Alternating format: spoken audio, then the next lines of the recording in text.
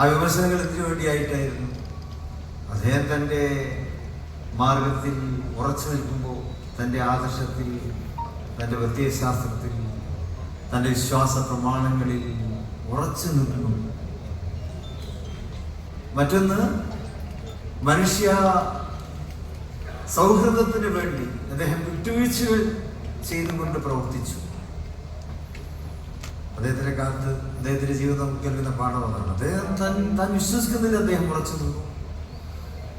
അതിൽ നടപ്പാക്കുന്നതിനും പ്രചരിപ്പിക്കുന്നതിനൊക്കെ അദ്ദേഹം ഉറച്ചു നിന്നു.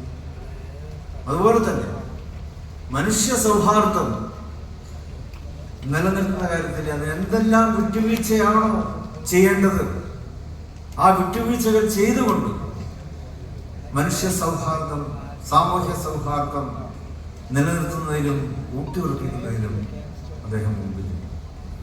ആ കാര്യത്തിലാണ് അദ്ദേഹം ഏറ്റവും ഏറെ വിമർശനം ഏറ്റുവാങ്ങേണ്ടി വന്നത്. വിരോധാഭാസമായി തോന്നാം.